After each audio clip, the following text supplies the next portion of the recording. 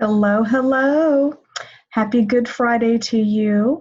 Um, Welcome to, I want to say Weekend Reads. It's not Weekend Reads. The new one, First Chapter Friday. There we go. Welcome to First Chapter Friday from the remote location of Cafe C218.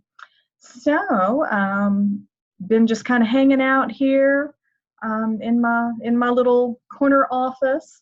I got my big window here. Just kind of pondering what book should we start reading together on Friday. So again, especially with it being Good Friday, which is all about just the unconditional redemptive love of our Lord and Savior Jesus Christ. And I thought that I would start with a book, not start with a book, but read the first chapter of a book that is also about redemption. And this is actually from one of my favorite authors. You've heard me talk about several authors that are my favorite. Joel C. Rosenberg is one. Love his stuff. Maybe I'll do one of his soon. But one of my the first authors I read when it came to contemporary Christian contemporary Christian literature, fiction especially, was Francine Rivers. And one of her most popular books is Redeeming Love. And that was actually several years ago in my classroom library. It was one of the most checked out books. It was very, very popular.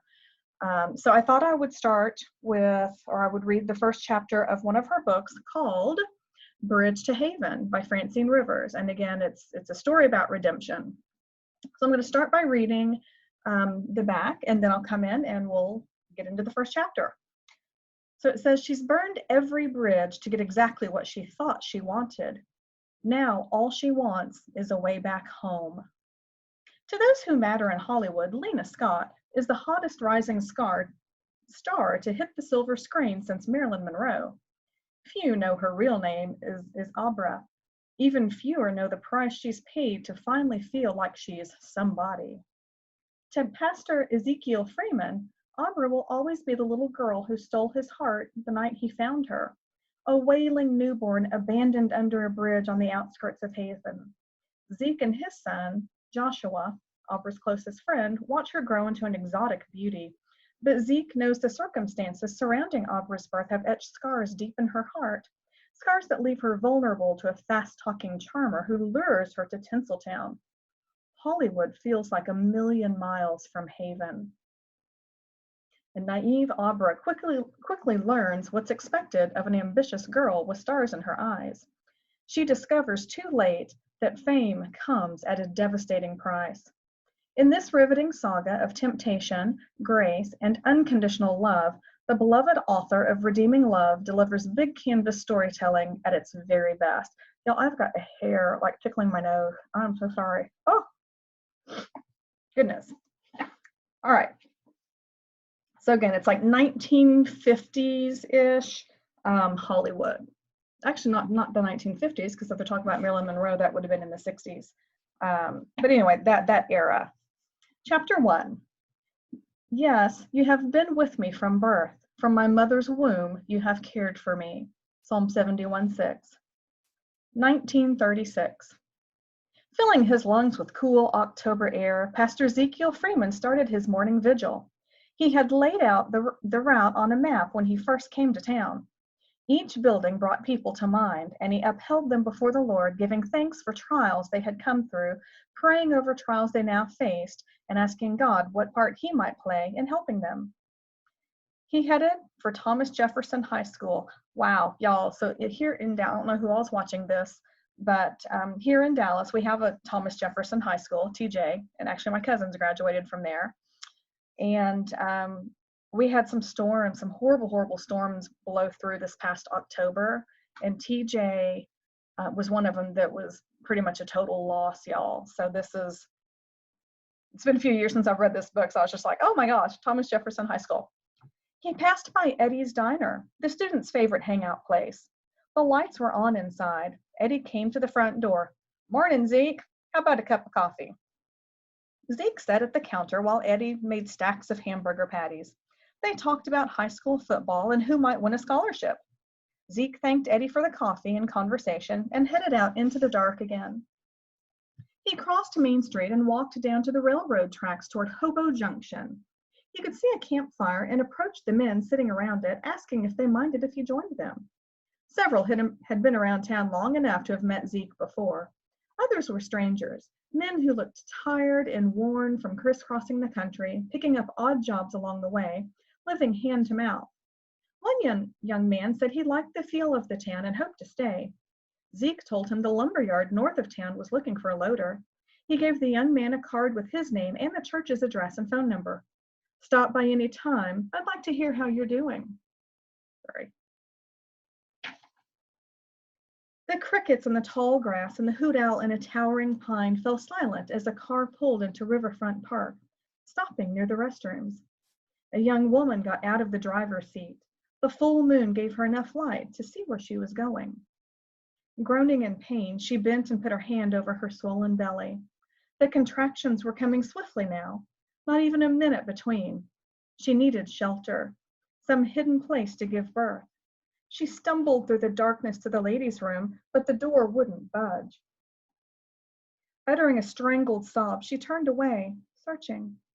Why had she driven so far? Why hadn't she checked into a motel? Now it was too late. The town square was next on Zeke's route. He prayed for each of the shopkeepers, the council members who had a meeting in the afternoon at the town hall, and the travelers staying at the Haven Hotel.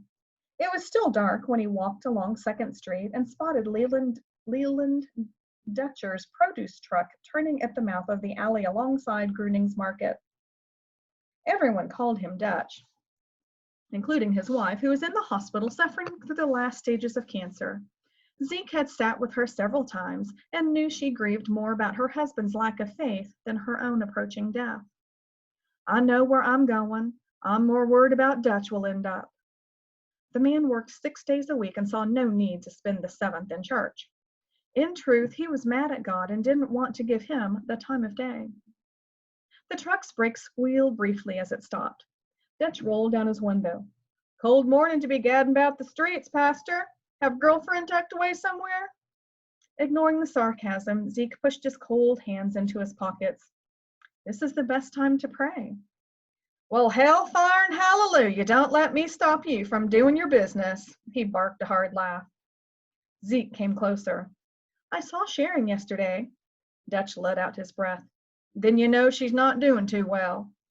No, she's not. Unless there was a miracle, she didn't have much time left. She would rest easier if she weren't so worried about her husband, but saying so right now would only make Dutch more belligerent. Go ahead, Pastor. Invite me to church. You know the invitation is always open. Dutch wilted slightly. She's been after me for years. Right now, all I feel like doing is spitting in God's face. She's a good woman, the best I've ever known. If anyone deserves a miracle, Sharon does. Tell me what help God has given her.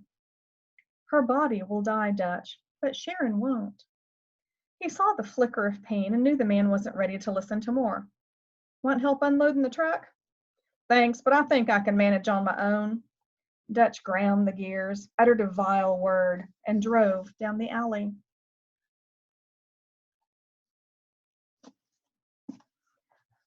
The child came in a rush of slick warmth spilling from her body, and the young woman gasped in relief.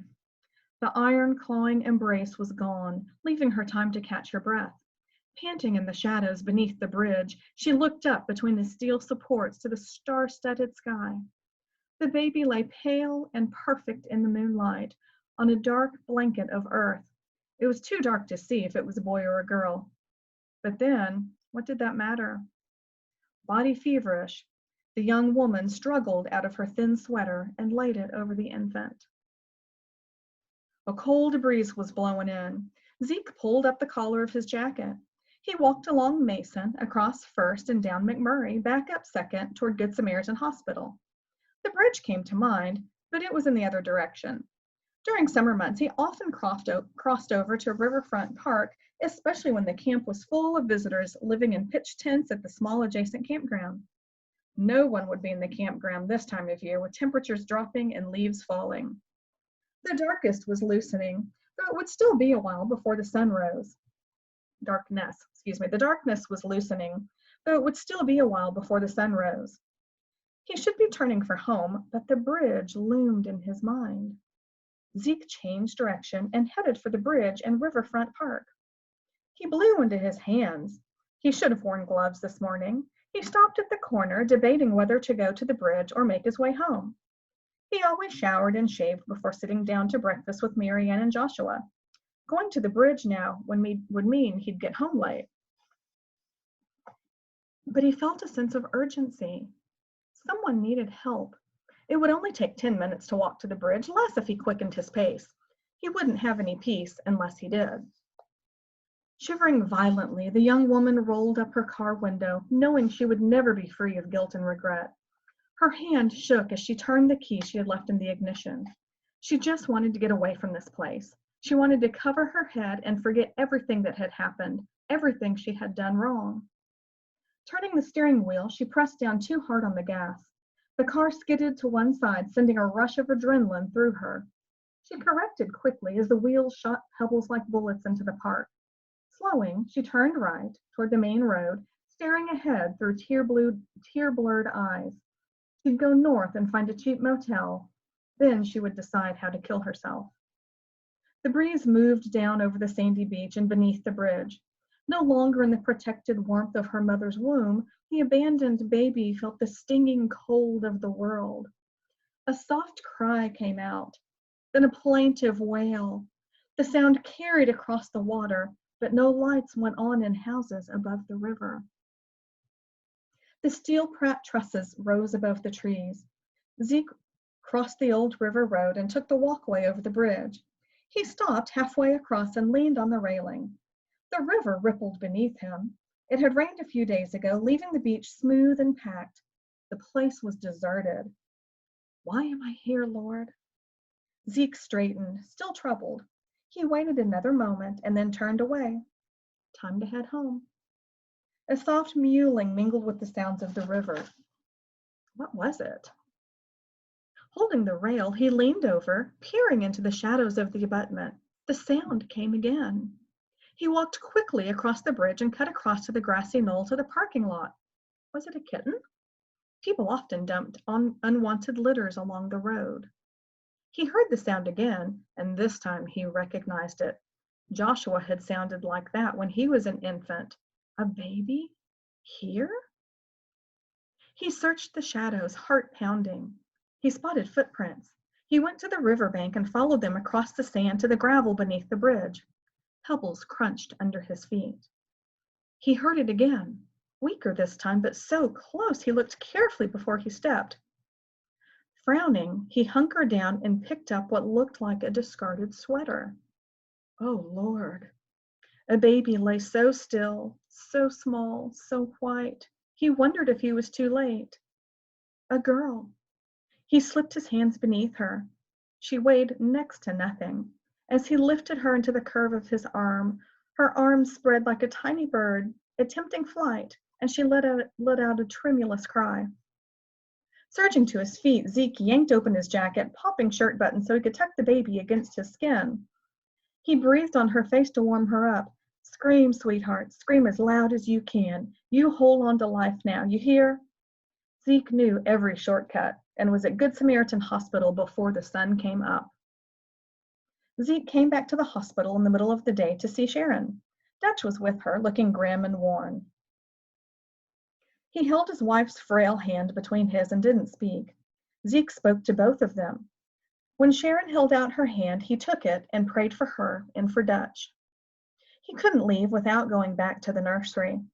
He shouldn't have been surprised to see Mary Ann standing outside the window, her arm around 5-year-old Joshua. He felt tenderness and pride well up inside him. Their son was all gangly arms, long skinny legs, with knobby knees and big feet. Joshua put his hands on the glass. She's so little, Daddy. Was I that little? The tiny baby girl slept soundly in a small hospital bassinet. No, son, you were a whopping 9 pounds. The look on Marianne's face concerned him. He took her hand. "We should head home, honey." "Thank God you found her, Zeke. What would have happened to her if you hadn't?"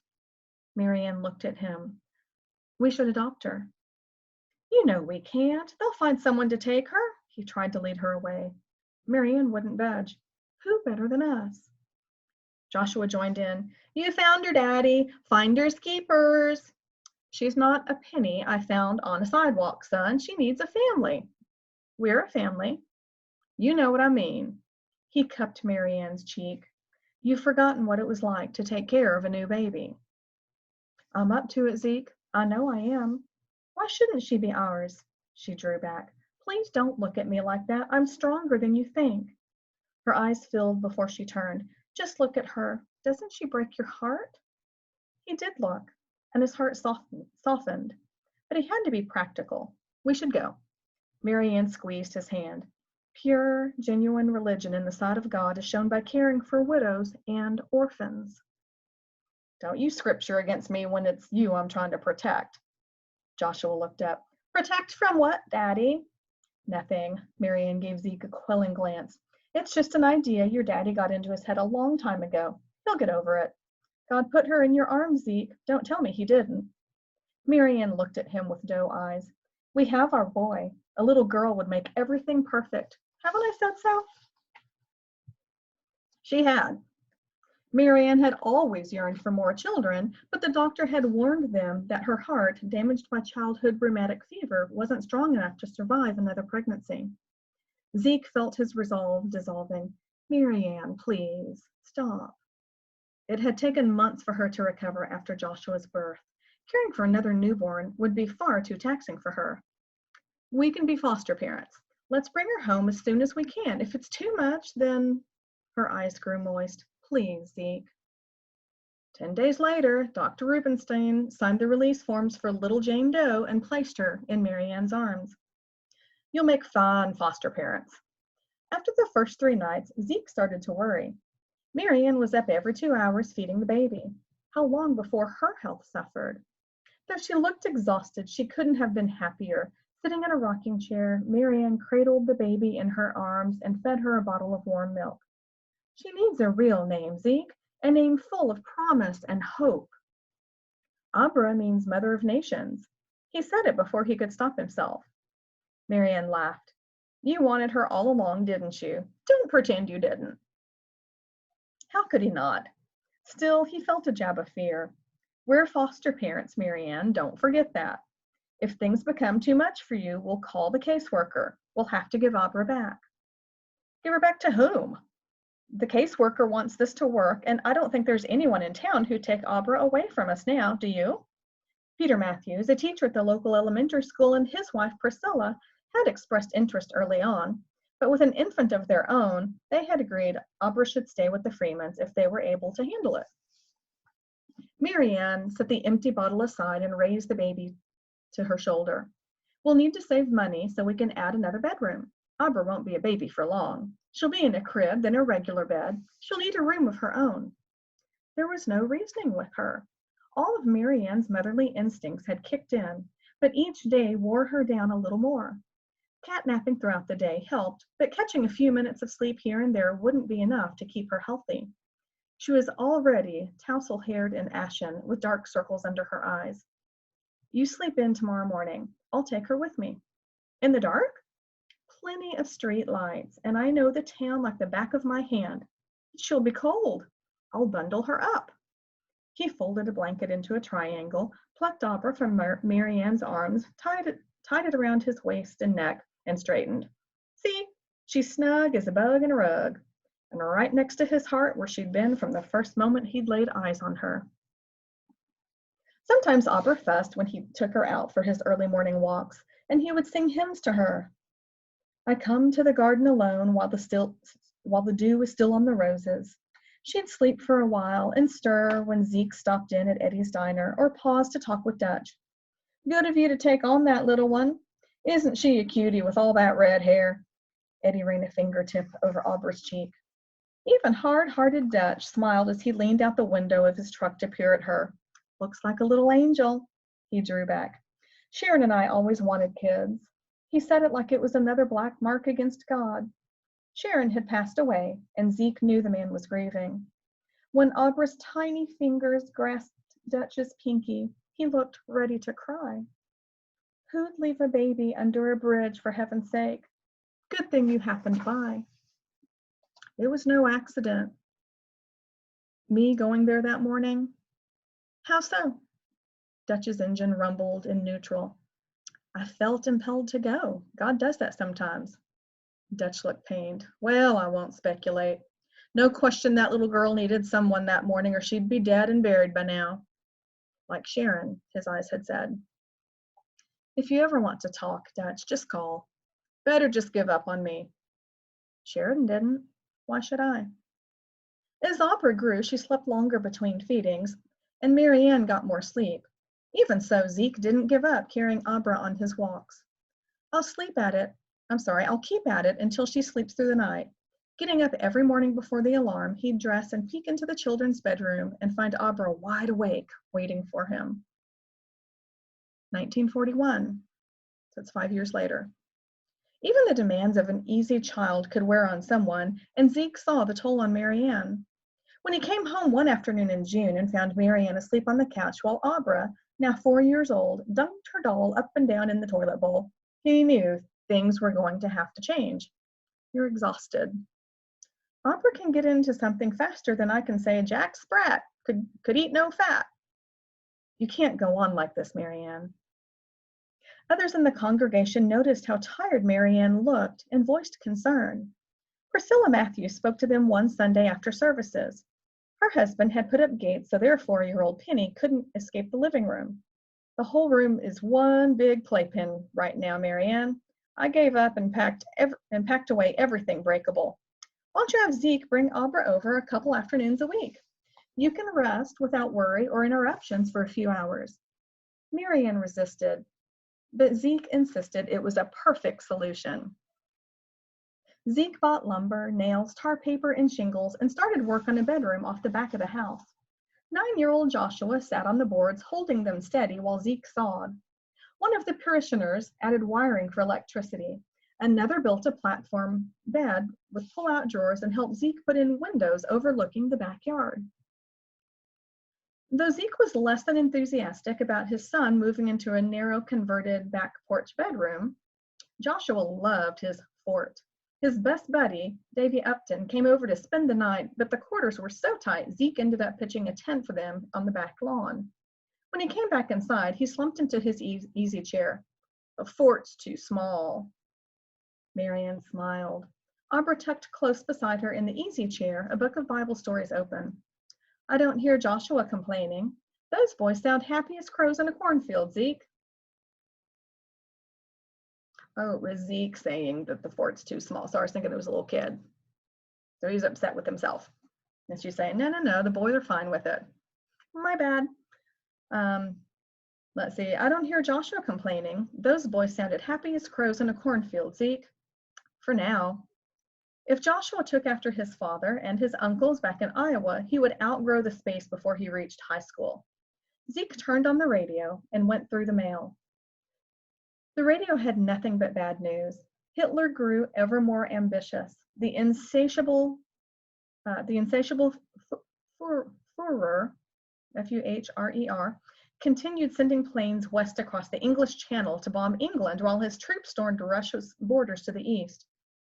Charles Leidachsen, the town banker, said it was only a matter of time before America got involved. The Atlantic Ocean wasn't any protection with all those roaming German U-boats eager to sink ships.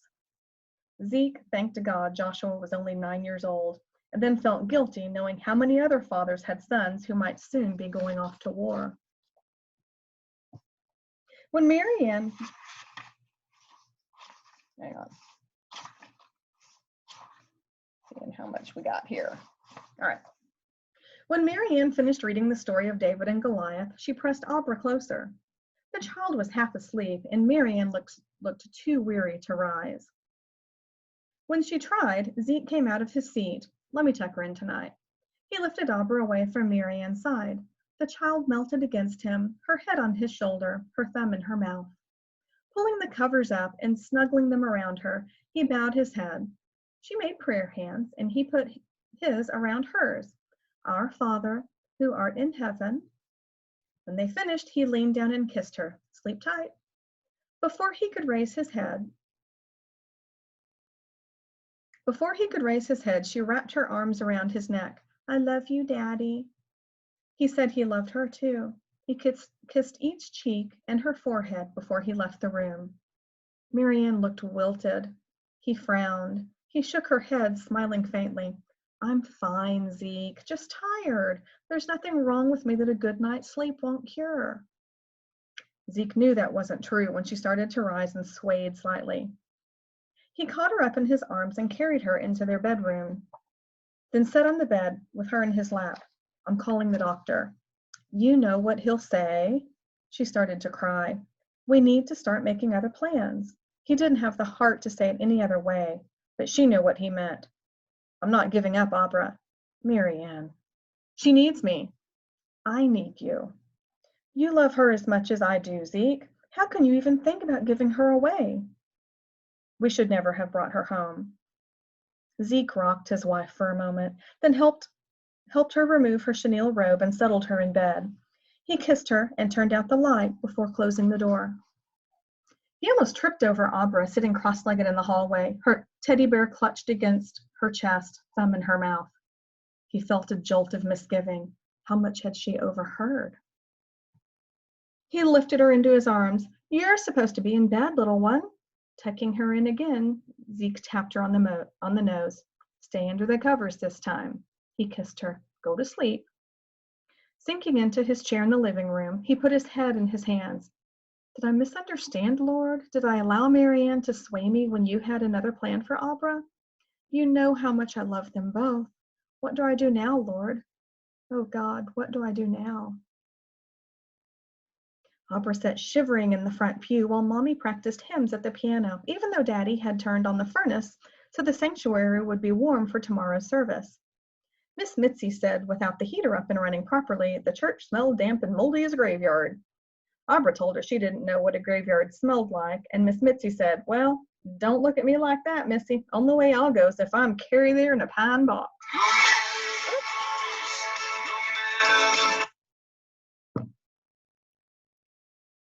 Sorry. Ooh, that scared me. My phone.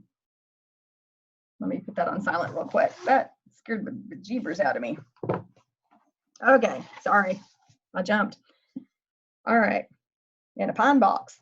Rain pelted the roof and the windows. Daddy was going over sermon notes in the small office off the narthex. Joshua had gone off in his Boy Scouts uniform to sell Christmas trees on the town square. Christmas was less than 3 weeks away. Mommy had let Abra help make gingerbread cookies for shut-ins and set up the crochet on the mantle. Daddy and Joshua put up lights around the outside of the house. Abra liked going out the front gate after dinner and looking at the house all lit up. Mommy closed the hymnal, set it aside, and stood. All right, honey, your turn to practice. Abra hopped off the pew and flew up the steps of the piano bench. Mommy half lifted her and then let go, stepping aside to rest her hand heavily on the piano, the other hand against her chest. She panted a moment, then smiled encouragement and set a beginner's book on the stand. Play your scales first and then Silent Night. Can you do that? Usually Mommy stood right next to her, except when she didn't feel good. Abra loved to play the piano. It was her favorite thing to do. She played scales and chords, though it was hard to reach all the notes at once. She practiced Silent Night, A Little Town of Bethlehem, and Away in a Manger. Every time she finished one, Mommy said she was doing so well, and Abra felt warm inside. Daddy came into the sanctuary. I think it's time to go home. He put an arm around Mommy and drew her to her feet. Disappointed, Abra closed the lid on the piano and followed them out to the car. Mommy apologized for being so tired, and Daddy said she'd be fine, just fine, with a few hours rest. Mommy protested when Daddy carried her into the house. He sat with her in their bedroom for a few minutes. Then he came out to the living room. Play quietly, Abra, and let Marianne sleep a while. As soon as Daddy went back out to the car, Abra went into Mommy and Daddy's bedroom and climbed up on the bed. That's my girl, Mommy said and snuggled her close. Are you sick again? Shh, I'm not sick, just tired is all. She fell asleep, and Aubrey stayed with her until she heard the car out front. She slipped off the bed and ran into the living room to peer out the front window. Daddy was untying a Christmas tree from the top of the old gray Plymouth. Squealing with excitement, Aubrey threw open the front door and ran down the steps, hopping up and down. She clapped her hands. It's so big! Joshua came in the back door, his cheeks flushed from the cold, but eyes bright. Christmas tree sales had gone well. If the troop raised enough money this year, everyone could go to Camp Diamond O near Yosemite. If not, Joshua had already talked to the Weirs and McKennas, neighbors down the street, about hiring him to mow their lawns. They agreed to pay me 50 cents a week, times 2, that's $4 a month. It sounded like a lot of money. I'll have enough saved to pay for camp myself.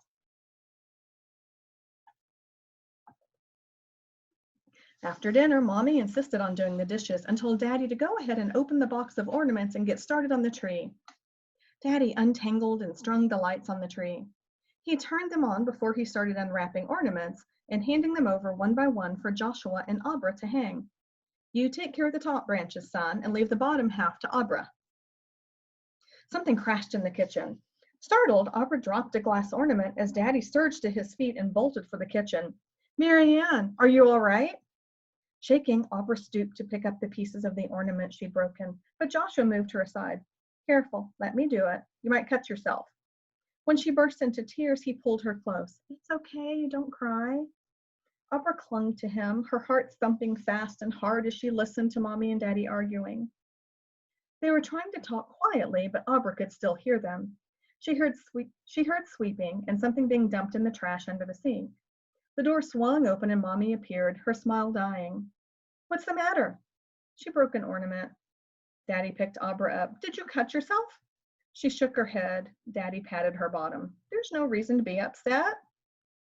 He gave her a quick hug and set her on her feet again. You two finish decorating the tree while I get a fire going. Mommy turned on the radio and found a music program. Settling into her easy chair, she pulled some knitting from her basket. Abra climbed into the chair with her. Mommy kissed the top of her head. Don't you want to put some more ornaments on the tree? I want to sit with you. Daddy glanced over his shoulder as he arranged kindling. His expression was grim. Sunday was cold, but the rains had stopped. Couples gathered inside the fellowship hall with their children, herding them off to Sunday school classes before going to the sanctuary for big church. Abra spotted Penny Matthews and ran ahead of Mommy. When Abra reached her, they held hands and went off to their class. After school, Mrs. Matthews came and got Penny. Mommy helped Miss Mitzi wash and dry cookie plates. Daddy talked with the last stragglers. After everyone left, the family went into the sanctuary. Mommy straightened up the hymnals, gathered discarded bulletins. Daddy put away the shiny brass candlesticks and offering plates. Abra sat on the piano bench, swinging her legs and playing chords. The church door banged open and a man ran in. Mommy straightened, a hand pressed against her chest. Clyde Eisenhower, what on earth? You scared me half to death. The man looked flushed and upset. The Japanese bombed one of our naval bases in Hawaii. As soon as they got home, Daddy turned on the radio. He took off his suit jacket and hung it on the back of the kitchen chair rather than put it away in the bedroom closet like he normally did. The Japanese have attacked Pearl Harbor, Hawaii by air, President Roosevelt has just announced. The attack also was made on all naval and military activities on the principal island of Oahu. The voice on the radio sounded upset. Mommy sank onto a kitchen chair. Daddy closed his eyes and bowed his head. I knew it was coming. Mommy helped Abra onto her lap and sat silent, listening to the voice that just kept talking and talking about bombings and sinking ships and men burning to death. Mommy started to cry, and that made Abra cry. Mommy held her closer and rocked her in her arms. It's all right, honey, it's all right. But Abra knew that it wasn't. Miss Mitzi opened the door with a flourish. Well, if it isn't my favorite little girl. She whipped her shawl over her shoulder and held her arms wide. Giggling, Abra hugged her. How long do I get to keep you this time? As long as you like, Mommy said, following them into the living room. Abra liked spending time with Miss Mitzi. She had knickknacks all over the living room and didn't mind if Abra picked them up and looked at them. Sometimes she made coffee and even filled a teacup for Abra, letting her pour in cream and as much sugar as she wanted. Mitzi looked concerned. You look awfully tired, Marianne. I'm going to go home and take a nice long nap. You do that, dear. Mitzi kissed her cheek. Don't push yourself so hard. Mommy leaned down and gave Abra a hug. She kissed her on each cheek and ran her hand over her head as she straightened. Be good for Mitzi, honey. Mitzi lifted her chin. Go hunting, she told Abra. Mitzi escorted Mommy to the front door where they talked for a few minutes while Abra wandered the living room searching for her favorite figurine, a shiny porcelain swan with an ugly duckling by its side. She found it on a corner table under a feather boa. Mitzi came back into the living room. You found it so soon? She set it on the mantel. I'll have to find a better place to hide it next time. Rubbing her hands together, she wove her fingers and cracked her knuckles. How about a little honky-tonk? She plunked down at the old upright piano and banged out a happy tune. After you learn how to play Bach and Beethoven and Chopin and Mozart, I'll teach you how to play the fun stuff.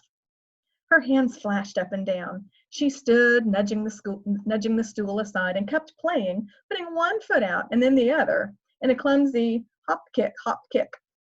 Abra laughed and imitated her. Mitzi straightened. That was just a little teaser. She swung the end of the shawl around her neck again and lifted her chin, her face grim. Now we must be serious. She stepped aside and waved her hand airily for Abra to sit on the stool. Excuse me.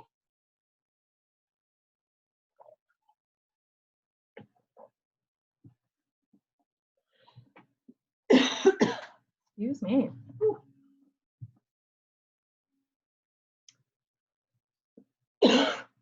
Excuse me. Okay. Giggling, Abra took her position as Mitzi put some sheet music on the stand. A little simplified Beethoven is the order of the day. Abra played until the mantel clock struck 4. Mitzi glanced at her watch. Why don't you play dress up for a while? I'm going to make a call. Abra slid from the stool. Can I look at your jewelry? Sure you can, honey. Mitzi waved to the bedroom. Look in the closet, check through the drawers too. Try on whatever you like. Abra found a treasure trove of sparkly baubles and beads. She put on a pair of rhinestone earrings and a looped necklace of red glass beads.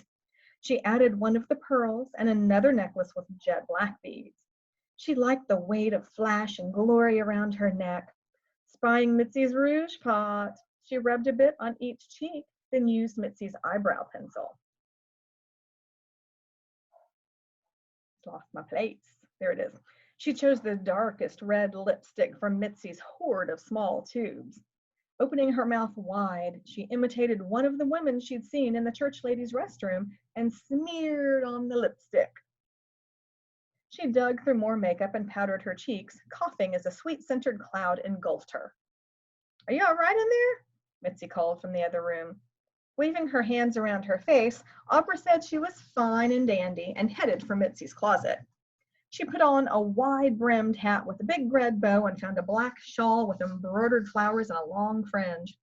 Mitzi sure had a lot of shoes. Abra sat and untied her Oxfords, then slipped her feet into a pair of red high heels.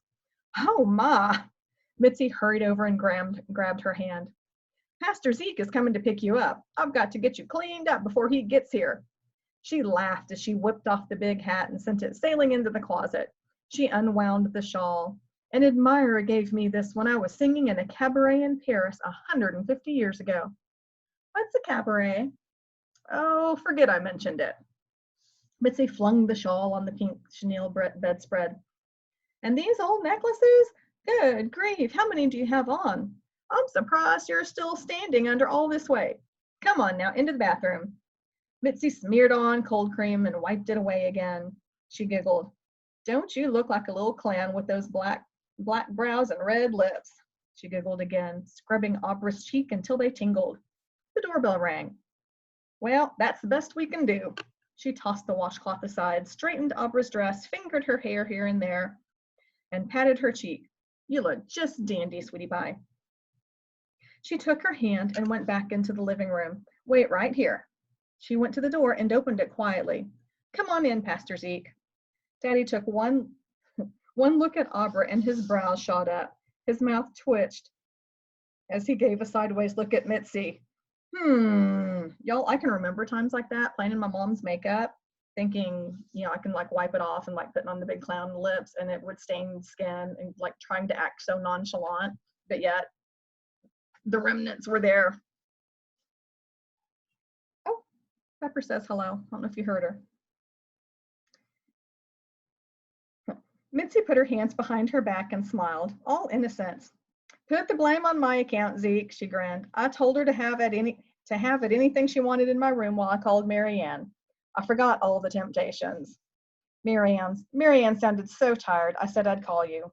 I didn't think you'd be here till after 5. Daddy held out his hand. Time to go, Abra.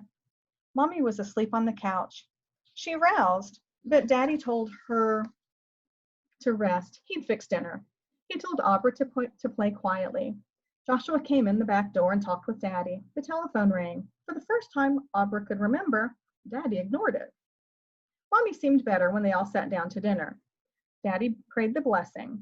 They all talked about their day. Joshua cleared and washed the dishes. Abra tried to help, but he shooed her away. It'll be faster if I do it myself. Mommy went to bed early. As soon as Daddy tucked Abra in, he followed. What? He followed. Oh, I guess went to bed early. Sorry, it's just sometimes when you read a sentence and it doesn't make sense, you have to go back and reread it and kind of look at it in context. So let me start that again. Mommy went to bed early. As soon as Daddy tucked Abra in, he followed. Abra lay awake, listening to the low sound of their voices. It was a long time before she went to sleep. Abra awakened in the dark and heard the front door close. Daddy had gone out for his early morning prayer time. She could remember him carrying her on those walks and wished he still did. The house felt cold and dark when he was gone, even with Mommy in the next room and Joshua out in his fort. She pushed the covers off and tiptoed into Mommy and Daddy's bedroom. Mommy shifted and raised her head. What is it, honey? I'm scared. Mommy lifted the covers. Abra climbed up and shimmied under. Mommy put an arm around her, covered them both, and held her close. Abra soaked in the warmth and felt drowsy.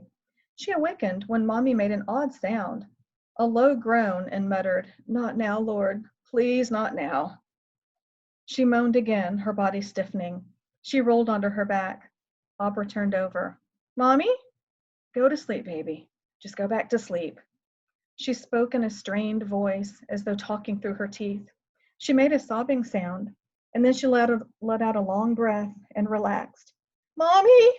When she didn't answer, Abra snuggled close, curling up beside her. Awakening abruptly, Abra felt cold, strong hands lift her out of bed. "Back to your own bed, Abra," Daddy whispered. The cold air made her shiver. Wrapping her arms around herself, she looked back over her shoulder as she headed for the door. Daddy went around the bed. "Sleeping in this morning?" He spoke in a soft, loving voice as he leaned down and kissed Mommy. "Marianne?" Straightening, he turned on the light. Her name came out then in a hoarse cry as he flipped away the covers and lifted her. Mommy hung in Daddy's arms like a limp rag doll, her mouth and eyes open. Daddy sat on the bed, rocking her back and forth as he sobbed. "Oh God, no, no, no." Ooh. So that is chapter 1 of Bridge to Haven. So if you read it, let me know. This was a really good book. Again, it's been several years since I've read it, but it was really good. So that is chapter 1. And again, Francine Rivers, if you've not read her, I encourage you to grab something of hers. I've read quite a few of her novels, and they're just, they're fantastic. So happy reading this weekend. Happy Easter. Remember, Friday is here. It's Friday. Jesus is on the cross. Life is coming slowly out of him. The skies darken. The veil is torn. But then Sunday came, and the grave is still empty to this day. So, happy reading.